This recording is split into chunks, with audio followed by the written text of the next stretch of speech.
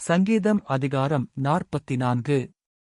தேவனே, எங்கள் பிதாக்களுடைய நாட்களாகிய பூர்வ நாட்களில் நீர் நடப்பித்து கிரியைகளை அவர்கள் எங்களுக்கு அறிவித்தார்கள், அவைகளை எங்கள் காதுகளால் கேட்டோம். தேவரீர் உம்முடைய கையினாலே ஜாதிகளைத் துரத்தி, இவர்களை நாட்டி, ஜனங்களைத் துன்பப்படுத்தி, இவர்களை பரவ பண்ணினீர். அவர்கள் தங்கள் பட்டயத்தால் தேசத்தைக் கட்டிக்கொள்ளவில்லை, அவர்கள் புயமும் அவர்களை இரட்சிக்கவில்லை. நீர் அவர்கள் மேல் பிரியமாயிருந்தபடியால் உம்முடைய வலதுகரமும் உம்முடைய புயமும் உம்முடைய முகத்தின் பிரகாசமும் அவர்களை இரட்சித்தது. தேவனே, நீர் என் ராஜா, யாக்கோபுக்கு இரட்சிப்பைக் கட்டளையிடும். உம்மாலே எங்கள் சத்துருக்களை கீழே விழத்தாக்கி எங்களுக்கு விரோதமாய் எழும்புகிறவர்களை உம்முடைய நாமத்தினால் மிதிப்போம். என் வில்லை நான் நம்பேன். என் பட்டயம் என்னை இரட்சிப்பதில்லை.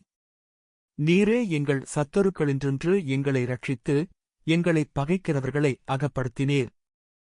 தேவனுக்குள் நித்தம் மேன்மை பாராட்டுவோம், உமது நாமத்தை என்றென்றைக்கும் துதிப்போம்.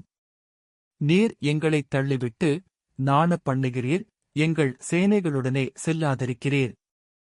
சத்துருவுக்கு நாங்கள் இடைந்து பின்னிட்டு திரும்பிப் போகப் பண்ணுகிறீர், எங்கள் பகைஞர் தங்களுக்கென்று எங்களைக் கொள்ளையிடுகிறார்கள்.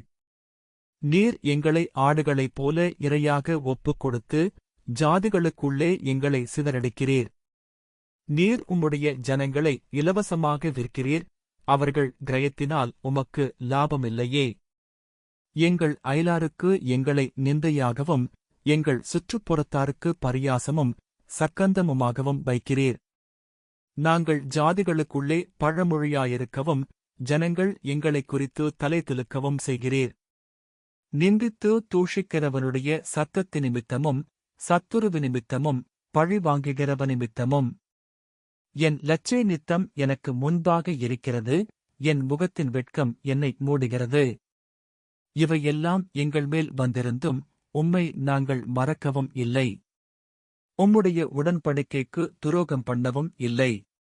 நீர் எங்களை வலுசற்பங்களுள்ள இடத்திலே நொறுக்கி, மரண இருளினாலே எங்களை மூடியிருந்தும் எங்கள் இருதயம் பின்வாங்கவுமில்லை, எங்கள் காலடி உம்முடைய பாதையை விட்டு விலகவும் இல்லை.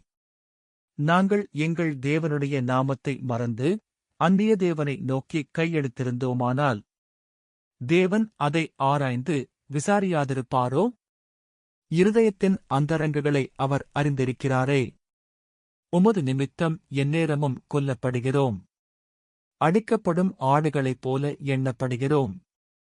ஆண்டவரே, விழித்துக் கொள்ளும், ஏன் நித்திரை பண்ணுகிறீர்? எழுந்தருளும், எங்களை என்றைக்கும் தள்ளிவிடாதிரும். ஏன் உம்முடைய முகத்தை மறைத்து எங்கள் சிறுமையையும் எங்கள் நெருக்கத்தையும் மறந்துவிடுகிறீர்? எங்கள் ஆத்துமா பொழுது மட்டும் தாழ்ந்திருக்கிறது, எங்கள் வயிறு தரையோடு ஒட்டியிருக்கிறது. எங்களுக்கு ஒத்தாசையாக எழுந்தருளும், உம்முடைய கிருபை நிமித்தம் எங்களை மீட்டுவிடும். ஆமேன். அன்பானவர்களே, இந்த சங்கீதம் நமக்கு கூறுவது என்னவென்றால், நாம் எதை செய்தாலும் அதில் வெற்றி கிடைப்பது நம் திறமையாலோ பலத்தாலோ அல்ல, தேவனின் கிருபையால் தான். சில நேரங்களில் நாம் துன்பத்தின் பாதையில் கடந்து சென்றாலும் தேவன் நம்மை கைவிடாமல் தமது கிருபையால் மீட்டுக் கொள்வார்.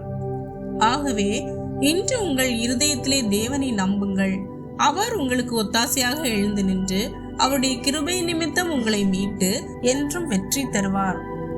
ஆமேன்.